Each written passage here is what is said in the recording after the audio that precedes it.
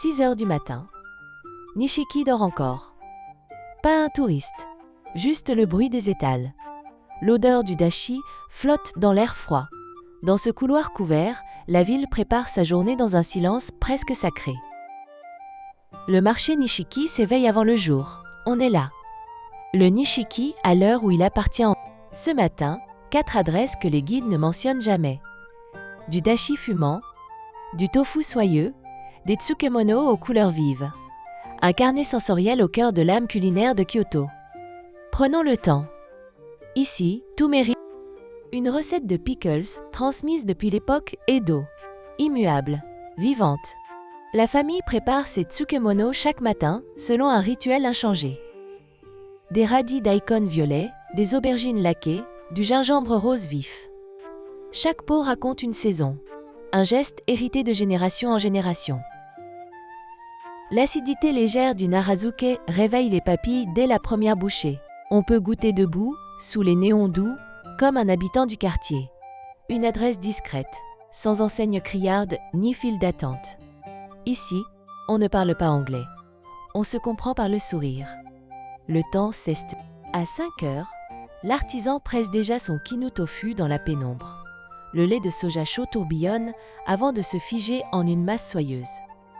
Servi tiède, avec un filet de sauce soja et du gingembre fraîchement râpé. La texture fond sur la langue. Une douceur que rien n'égale ailleurs. C'est la tradition kyotoïte dans sa forme la plus pure et la plus humble. Le maître tofu travaille en silence, concentré, les gestes précis et lents. Un seul ingrédient.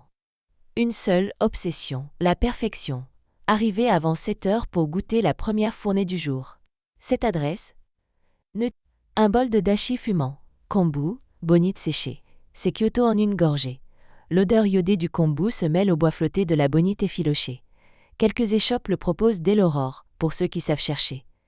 La chaleur traverse les paumes, la vapeur monte. Le corps dit merci. Ce bouillon est la fondation silencieuse de toute la cuisine de Kyoto. Pas de menu, pas de table. Juste un comptoir. Un bol. Un moment de grâce. On s'attarde debout, les 2 mains autour du bol chaud. Les marchands voisins s'y arrêtent aussi, entre 2 caisses. Un rituel de quartier que personne n'a pensé à photographier. Dans la brume du kombu, le tofu poché tremble. C'est l'âme même de Kyoto. Le yudofu mijote dans un bouillon translucide, à peine frémissant. La vaisselle en céramique du quartier donne au plat une dignité tranquille. Ici, la subtilité est le seul luxe. Pas de sauce forte, pas d'artifice. Les maîtresses de maison de Kyoto commandent ce plat depuis des générations. On s'assoit, on souffle dessus doucement, on laisse le silence travailler. Le temps suspendu prend ici toute sa signification. Un plat qui n'existe que pour celui qui sait ralentir. L'adresse la plus confidentielle du marché, sans aucun doute. La règle d'or, se présenter au Nishiki avant 7h30 du matin. Entrer par l'arcade côté Teramachi, remonter vers Fuyacho à pas lent.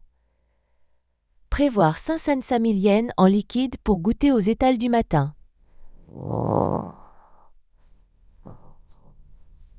Un sourire et un geste suffisent. Les commerçants apprécient la patience. Pas de sac volumineux. À 2 pas du marché, des ryokans discrets invitent à poser les bagages.